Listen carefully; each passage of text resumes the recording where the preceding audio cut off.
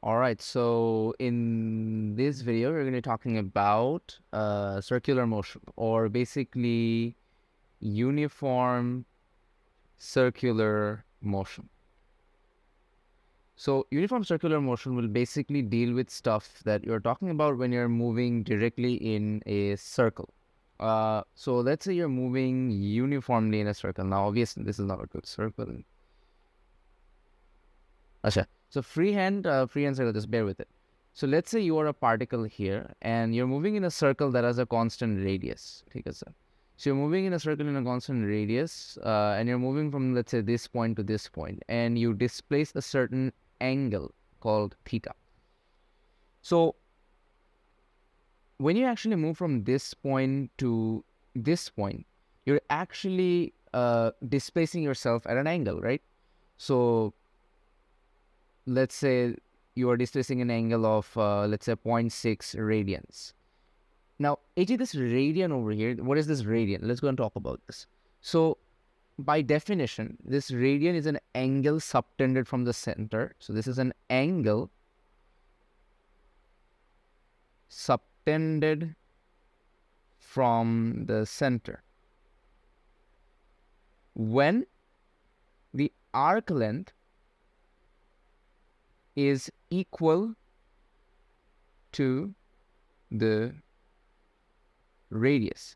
This is by definition what you need to know, that what radian is. Basically what this is trying to tell me is that this is kind of like a distance travel in an angle. So you can actually argue that, okay, what about this path, right? We're taking S is equal to R theta. Now what is this? This is basically the formula for arc length,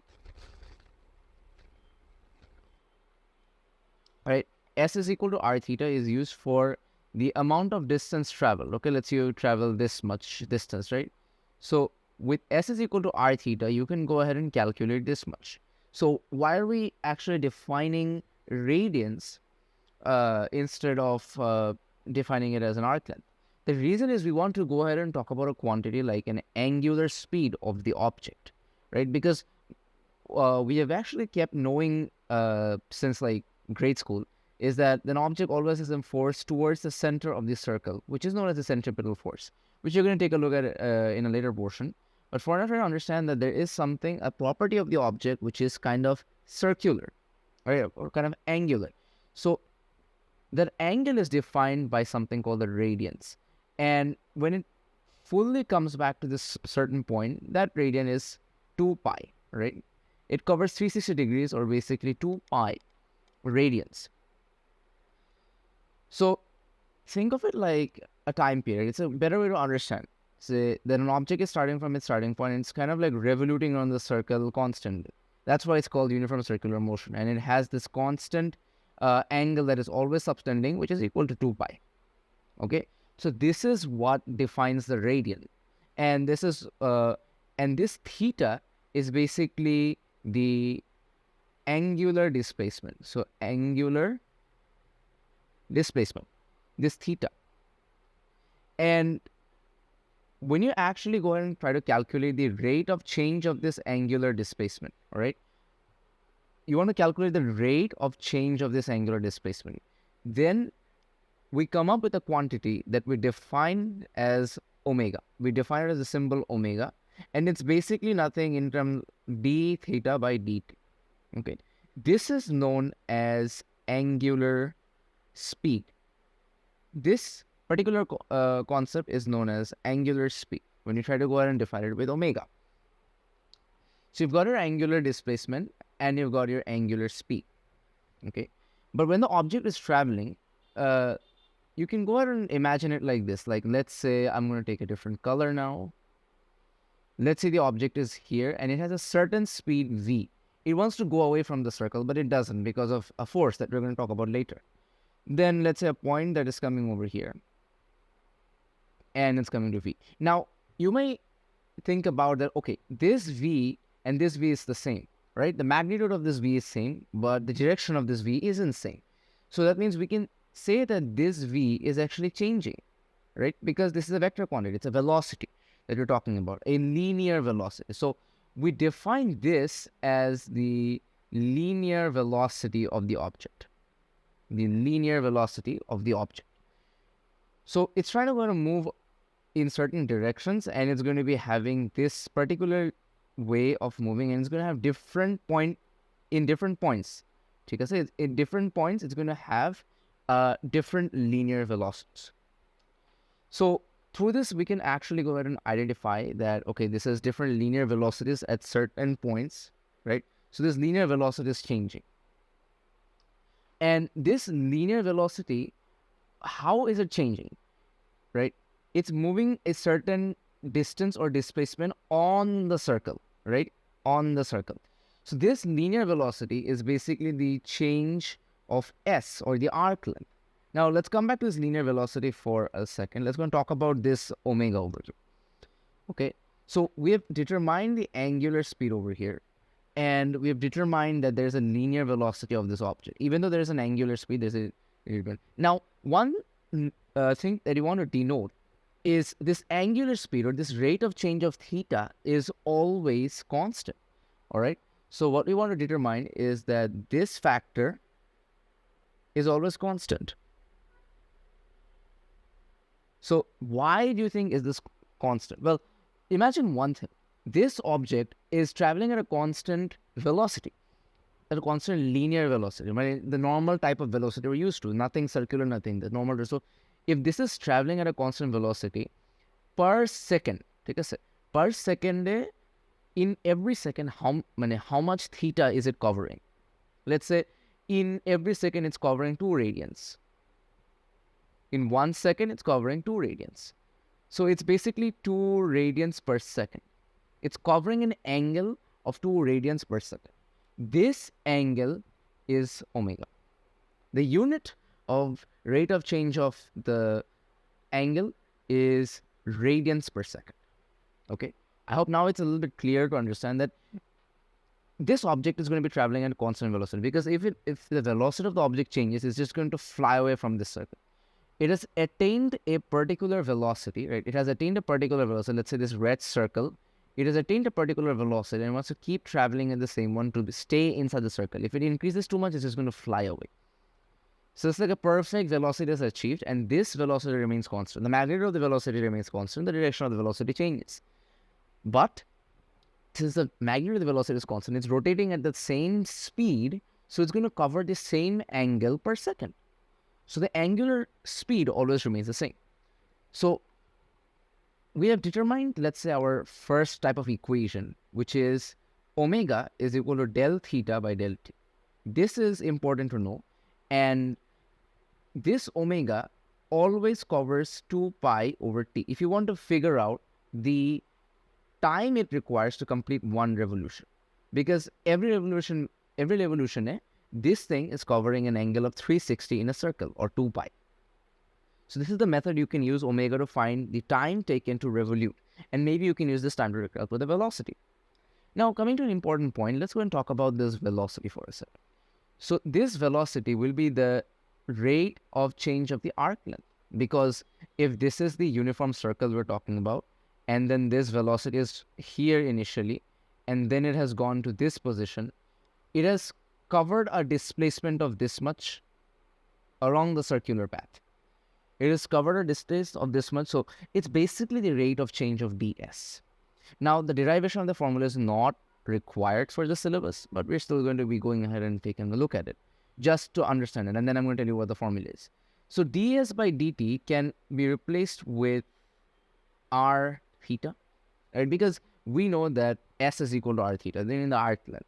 Like in mathematics, we use s is equal to r theta, but why do we call it s? Why do we call arc length s? This is the main reason why we call it. It's a change of the distance covered on the circumference of the circle.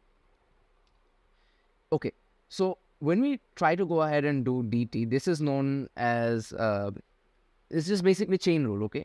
You're differentiating something which it doesn't. So it's something called implicit differentiation, okay? You don't need to know how this works. It's actually in P3 syllabus. It's not required for physics. But just know that if you actually solve this, this comes out to r over d theta dt plus theta dr dt, or basically r theta prime plus theta r prime, right? It's basically the chain rule. Now, one thing you need to consider that the radius of this circle never changes, right? Or else it wouldn't be a uniform circular motion. Like, it's not uniform because the radius is changing.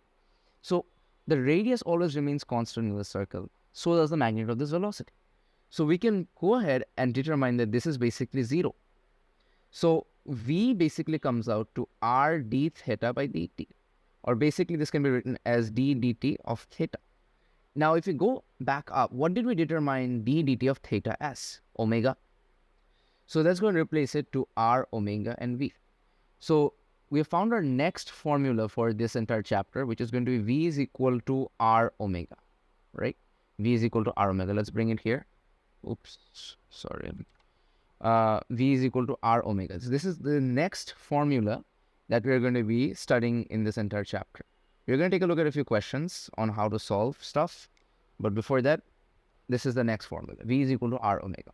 So V is equal to R omega can be used to find out the linear speed of the object in uniform circular motion. So this is relating to something called the linear speed. Okay, linear speed of the object. But now think of it in this way: if the velocity is constant, but the direction of the velocity is changing, that means there is an acceleration of the object. Let the magnitude be constant, but the direction is changing. That means the velocity has to change. So basically, what we can say that the velocity of the object is changing. So that means there's also going to be an acceleration. A. The magnitude is constant, but there's an acceleration. Now, the weird part about this is that you might consider, okay, if there's acceleration, why does the magnitude of the velocity remain the same?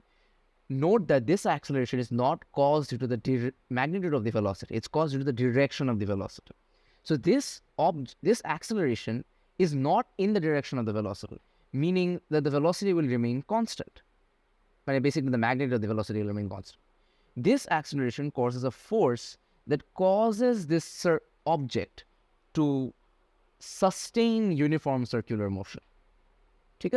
It actually sustains uniform circular motion by providing a force inwards. That's why we always learn in our AS levels that there is when the Earth is traveling around the sun, or maybe when satellite is traveling, where is the resultant force directed? To the center. Why is it to the center? It's because of this particular acceleration that it tends to move towards the center and it doesn't fly off the circle. And it also has a constant linear velocity. The direction of the velocity is changing, but it does have a constant linear velocity. So through this, what we can determine is that acceleration is going to be d dt of V, the rate of change of velocity. So what we can do is we can just put d dt of R omega. Now, if you want to go and note one thing, all right, this omega right over here, what is this omega? It's basically theta over t, right? Theta over t, or basically R d theta over dt. This is the acceleration, right? Now, the acceleration equation cannot be derived just directly from this, because then you're going to be ending up with a factor known as d dt of omega, a rate of change of angular velocity. Okay, so this actually goes a little bit beyond the syllabus. Now, this equation can be derived in many ways. Okay, I'm going to show you one derivation which is not part of the syllabus, but just so that you understand that the equation works and when the equation works, I'm just going to show you a hard derivation, but there is no need for going ahead and learning this derivation. Okay, this is just as an example. So let's just take a certain portion out of this. Okay, let's take this portion out. Okay, like what I want to do is I want to crack this portion out, just this much. Okay, let's say like this. We zoomed in. We zoomed in to the part of this circle, and this is where the object is. Okay, the object has the radius r. It makes an angle of theta to the horizontal. So if you want to talk about the change of displacement of x, it's going to be r cosine of theta, and this is going to be r sine of theta, right? That's the total. So basically the coordinates of the object are r cosine theta and r sine theta, and basically if we just go ahead and solve for this, right? If you go and solve for this, you're going to be approximately gaining this value, this particular value it covers, right? This you may think that, okay, I'm covering this one, but when you go ahead and go to learn the definition of differentiation, which is basically, this is the definition of differentiation. You don't need to know all this. Okay, I'm just trying to make you understand. This is approximately equal to this curved circular path. Okay, let's forget limits for a second. You don't need to know what limits are to study physics, but that's what I'm trying to basically say, that through this, you can go ahead and determine a rate. So this is basically the x and this is basically the y coordinate. You can determine a rate of change of x, and I'm not going to solve for it. Okay, I'm not going to solve for it. If you solve for it, the direct answer you're going to get is basically negative r sine theta omega.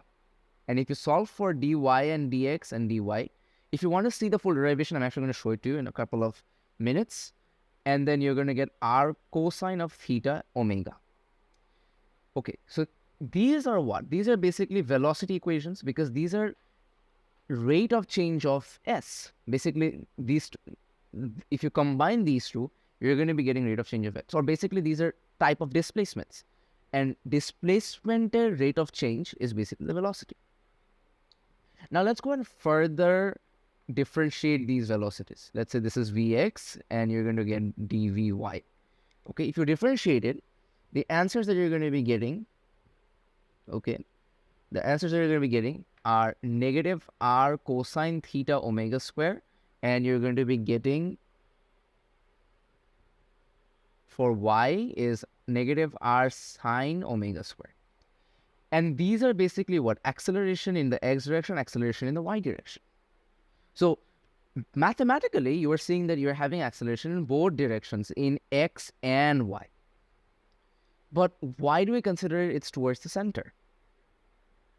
Right? Why do we consider it towards the center? So notice our linear velocity is in this direction, right? It's in this direction. So if you want to go ahead and vectorically, okay, I'm not sure if vectorically is even a word. Vectorically, this is v. It would go like this, right? This is going to be v by v x. So vectorically, you don't need to know the total vectors for it, because there's also similar triangles involved, which I'm going to show you briefly. You don't need to know this. I'm just trying to make you understand. Vectorically, acceleration will be towards the center of the circle always. So mathematically, we have derived that both x and y are changing, but that cannot be possible. So we just combine it together, right? Because x and y direction may, because there's a particular change in y and there's a particular change in x. We don't know the direction just yet. It's negative. So depending on which side we take, it's going to be opposite of that. There's going to be a vector like this, or there's going to be a vector like this, right? X and y. Straight to. So jeto straight is like we're going to get a diagonal vector. So if we just go and converge it to minus r cosine theta omega square squared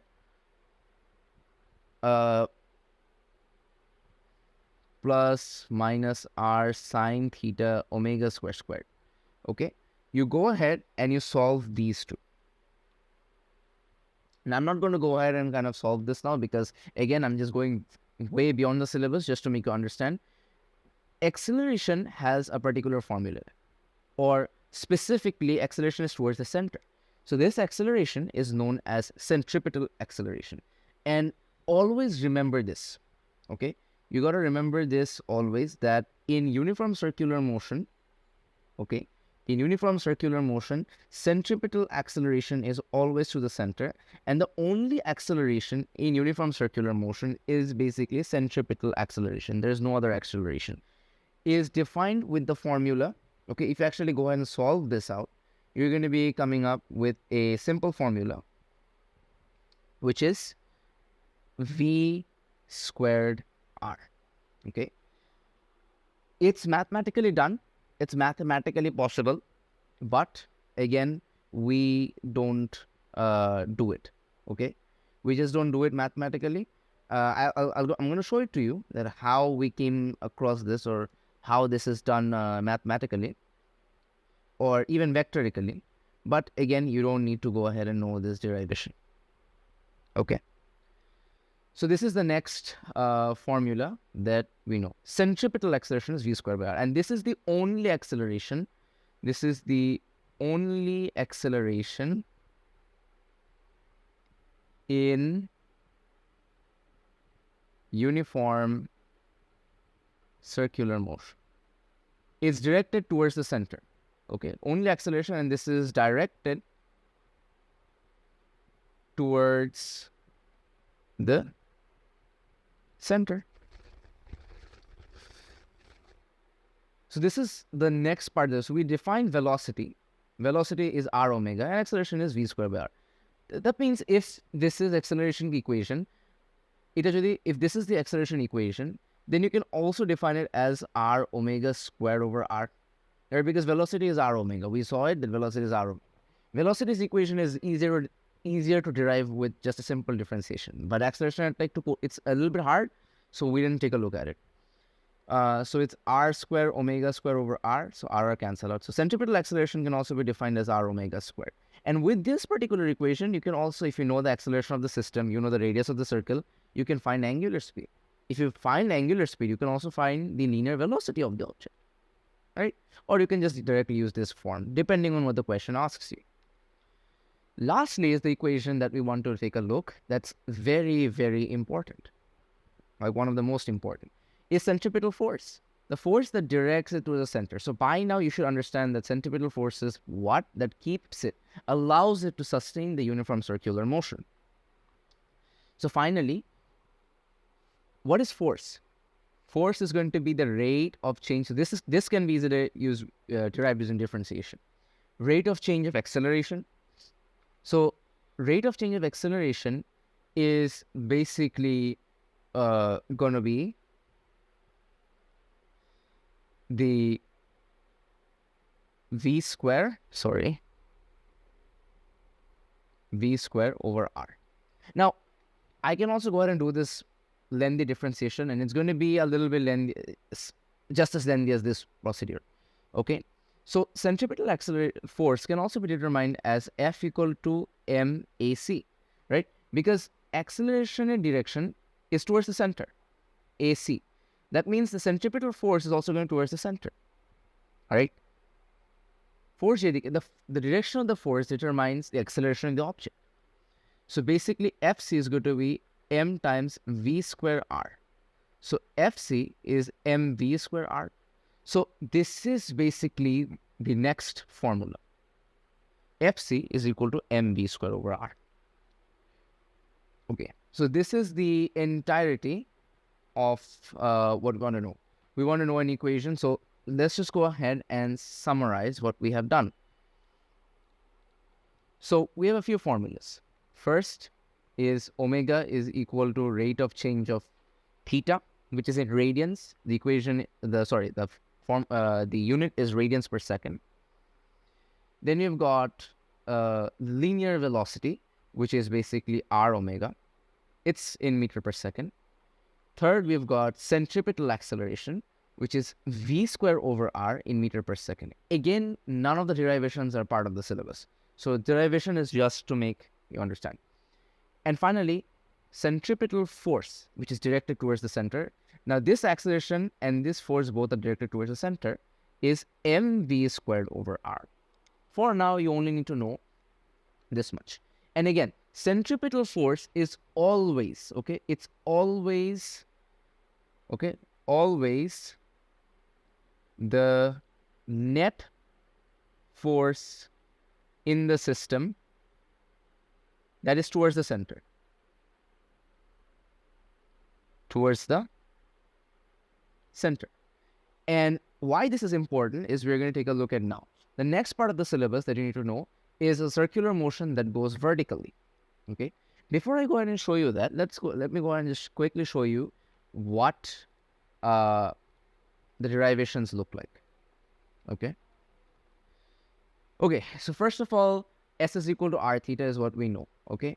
And again, right here, rate of change of the theta is known as omega, which we just taken a look at. This right here is the definition of this is literally the mark scheme. What they want you guys to know for the definition of a radian, they actually usually ask it for 1 or 2 marks. Then this is linear velocity, okay? Linear velocity, and linear velocity is V is equal to R omega. And this is the derivation. You can take a screenshot if you want to, but this derivation is not part of the syllabus. Then centripetal acceleration, okay? Look at this vector diagram. Let's say velocity is going from here to here. So the approximate change is not circular. We can consider that circular or J straight line tracem, and in this straight line, they both are pretty much the same thing, okay? Using approximation.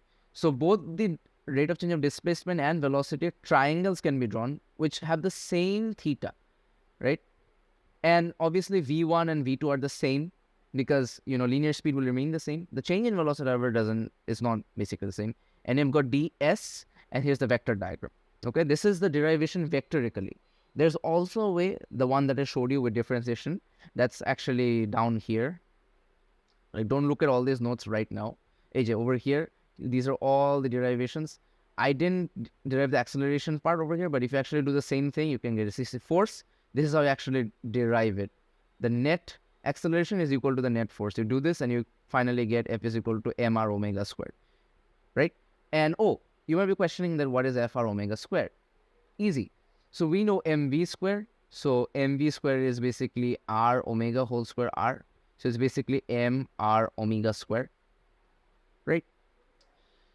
So this is also a way to write the force equation. Coming back to this is also the derivation that I was trying to show it to you. All right.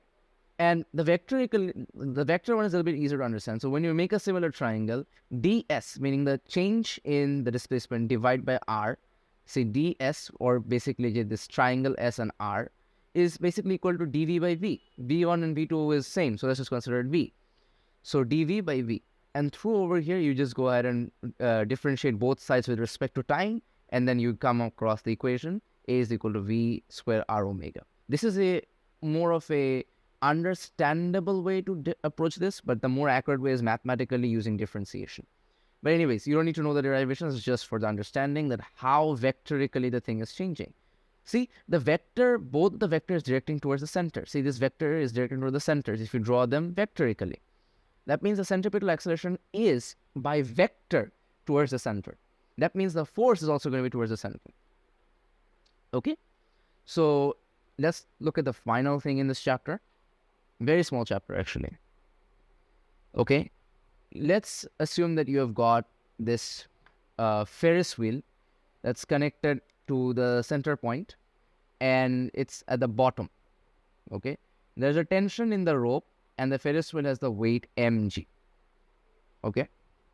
And the Ferris wheel has the weight mg.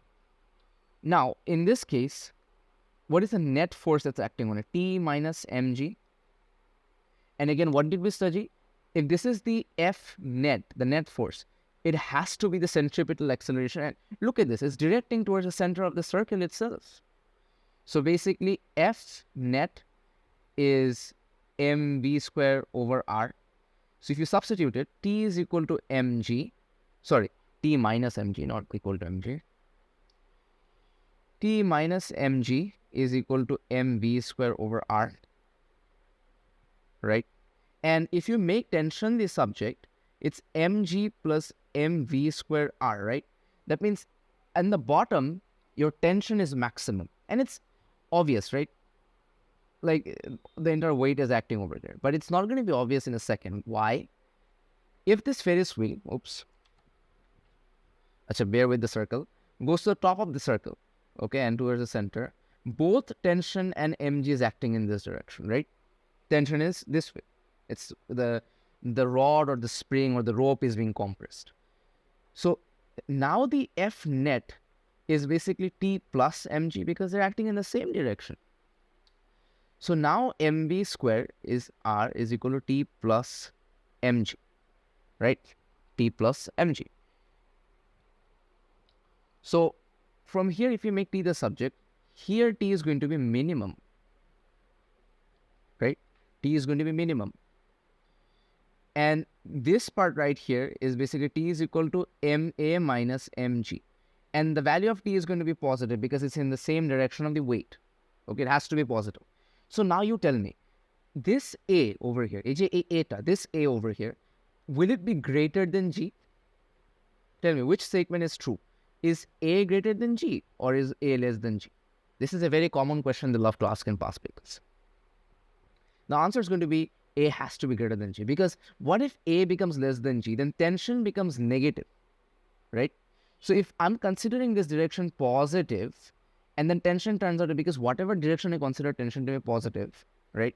If I consider A is less than G, then this value is going to be negative.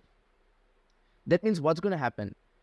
If tension is negative and it's in the opposite direction of the direction I consider it to be, no matter if I even consider tension to be this to be positive, and tension is kind of negative, like tension came out negative, it's just because of this acceleration, because mass is constant.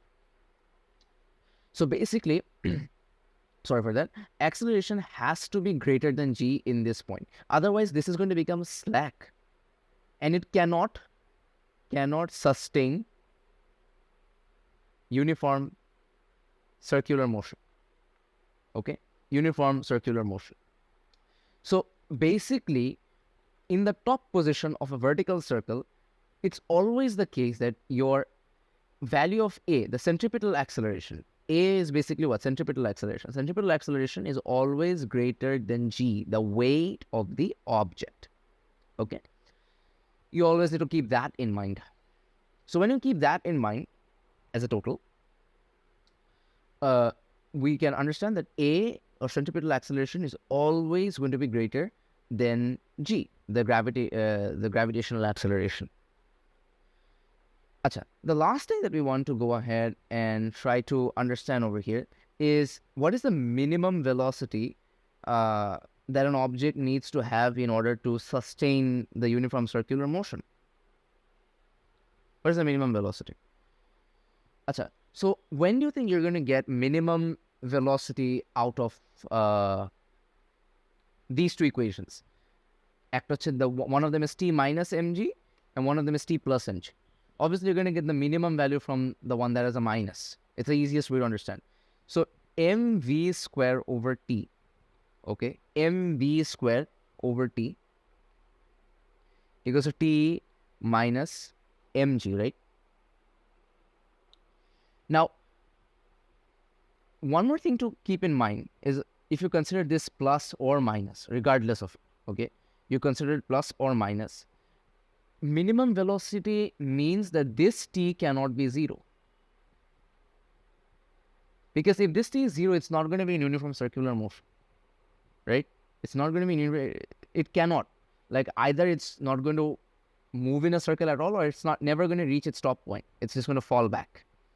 Oscillate curve. It's going to oscillate. So for that case, we consider this t to be 0 to calculate minimum velocity. Through here, we can cancel it out. So v square is r, and then we've got g over here.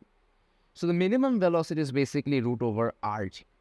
This is the minimum velocity, okay, v minimum, if an object wants to sustain uniform circular motion. The last fact that I also want to know is that if you ever, in Cambridge syllabus, you probably will never have this at an angle. What if you have this in an angle like this, right? Let's say it's making angle of theta. Then what's going to happen? This is also going to theta. We learned this from M1 AS. So this is basically mg cos theta, and this is going to provide mg sine theta, okay? During calculation, again, this is even though when an object is in uniform circular motion, okay, it's going to be maintaining a linear equilibrium throughout the circle. Even though you can say that, hey man, there is a net force that's acting on the object, right? It's true, but that net force is going to be only directed towards the center. So this is not going to have any effect on it. The net force is going to be affected by this. T minus mg cos theta is going to be Fc, which is mv square over r. Only the center, because we have determined that this is traveling in a uniform circle, right? This circle over here is traveling in uniform circular motion. So basically, this is not going to have any effect. Only this part that's directing towards the center is going to be having an effect. Last but not least, let's say, this is just an example from past paper, okay? I think this question is from winter 2014, is let's say you have an hemispherical bowl, and there is a tiny ball that's moving around this bowl, okay? Tiny ball that's moving around this bowl. If we just break this segment of motion, this is how the thing actually looks. And the question is stated that the ball is going to be in uniform circular motion, okay?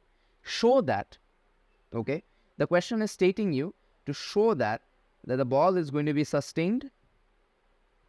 The weight of the ball can be given as F tan theta. And this F is basically the net force on the object. How are we going to do this?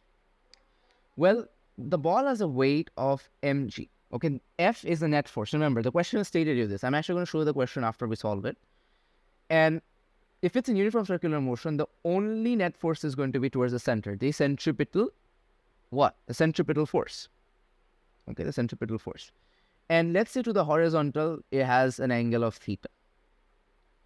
So basically, it's going to have F cos theta and F sine theta, right? F cos theta and F sine theta. Now, you might be all going to, okay, the center is this over here, right? So this is not even contributing. Then what about this? This is not even contributing. None of them are contributing. But again, we can go ahead and establish the relationship. We cannot go ahead and do anything about this because there's no component that's supporting it. It's on its own. And that's being supported by F net itself. So the only component that we can work with is F sine theta is basically W, right? And we can also say, right? We can also say that F net is basically mv square over r, or centripetal acceleration. And let's say, okay, let's just say that this is F, right? Because this is towards the center. So we can replace it with F is equal to mv squared over r. All right, are we getting it? We can replace it. So these two forces are in equilibrium, right? These two forces are in equilibrium. So the only force, net force on the object acting is this one. Even though it's not resistant, this is a net force that's acting on the object. And we know any net force in uniform circular motion, any net force to maintain uniform circular is the centripetal force. So basically F cos theta is basically Fc. So Fc is basically just F, the net force that I've told you, that's given in the question, which is equal to what? Let's say, let's call that R, okay?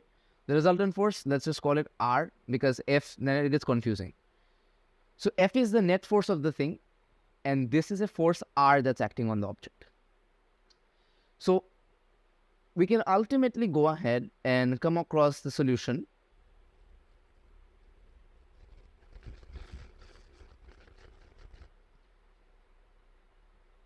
that F is equal to R cosine of theta. So R is going to be F of cosine of theta, right?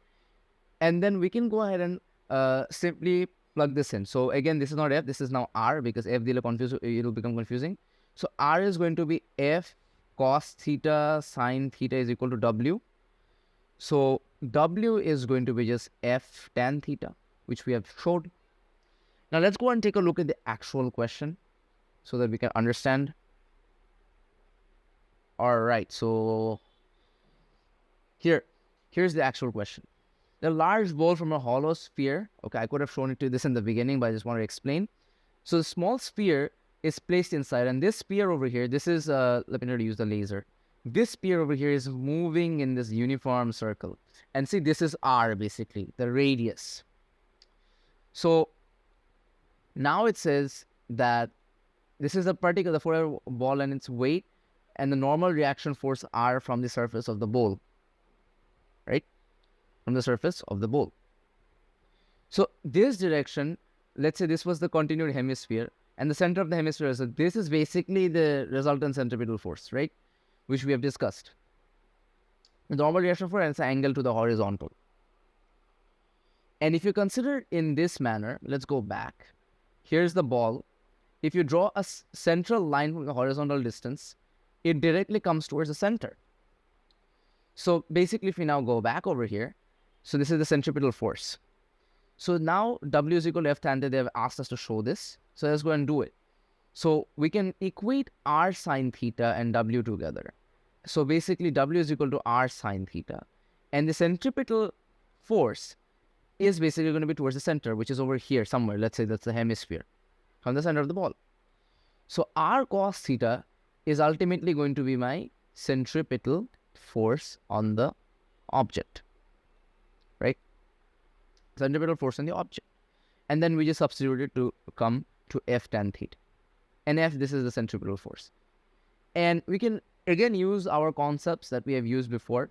So we know that W is equal to F tan theta. And F is basically the resultant force. The question has stated it that, see, show that the resultant force F, resultant force. So the resultant force is going to be the centripetal force. So basically, mv square over r. And through this, we can use this equation to calculate the velocity or the speed, basically. So these are the questions that you can expect from uniform circular motion. Okay, we're going to be taking a in-depth look into them, hopefully, in the future.